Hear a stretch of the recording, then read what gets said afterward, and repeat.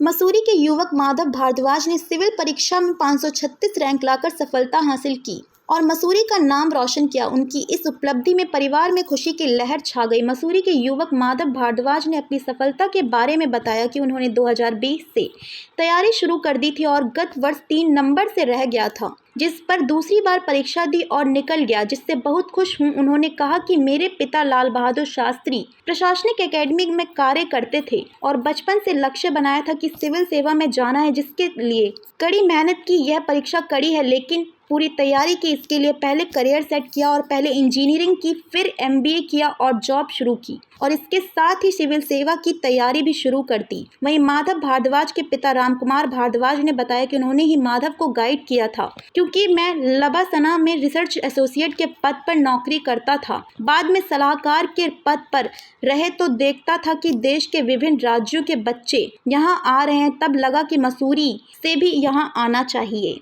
मेरा नाम राम कुमार भारद्वाज।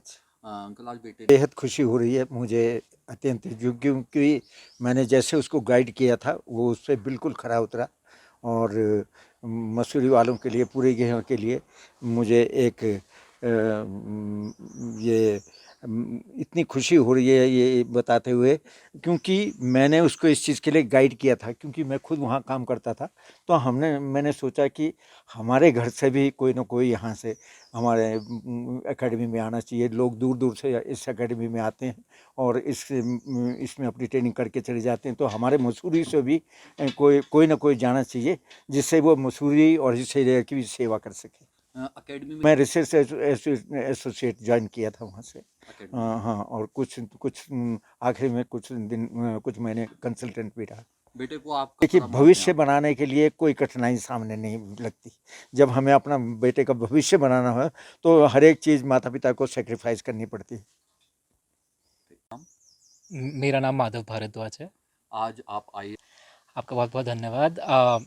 मैंने जो एग्ज़ाम क्लियर किया है वो सिविल सर्विसेज एग्ज़ाम क्लियर किया है, जिसमें से एक सर्विस होती है आईएएस के अलावा आईआरएस या आईएफएस भी इसी एग्ज़ाम से होता है।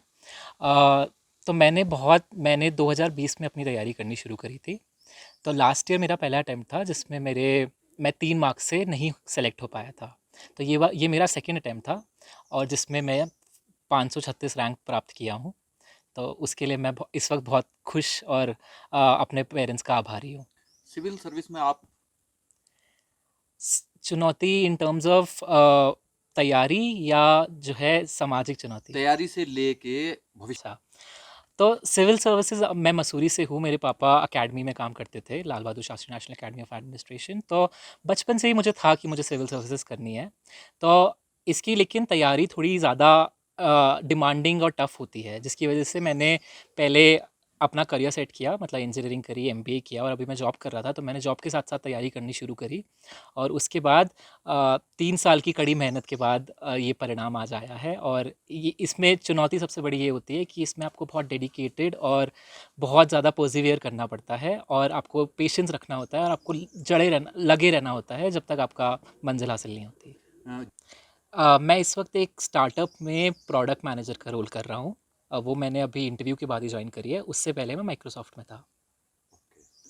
अच्छा, तो इसमें जो मैंने पढ़ाई करी है, तो क्योंकि जैसे मैंने बताया कि मैं जॉब के साथ पढ़ाई कर रहा था, तो दिन में तो मेरी जॉब चलती थी और फिर रात को अप्रॉक्सीमेटली 6 से 8 घंटे तो मैं डेली पढ़ता था। और उसके बाद मैं वीकेंड्स पे पूरा पूरा दिन खींचता था, मतलब सुबह से बैठ जाता था और शाम तक पढ़ाई करता था। तो इतना तो टाइम लगता है और if you are doing with the job तो थोड़ा और मेहनत लगती है।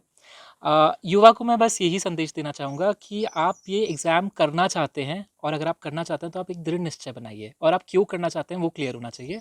और उसके बाद जैसे अर्जुन ने एक ही जगह पर अपना निशाना रखा था, उसी तरीके से आपको सिर्फ अपनी आँख, अपना गोल दिखना चाहिए और उसकी तरफ धीरे धीरे चींटी की तरह बढ़ते रहना चाहिए।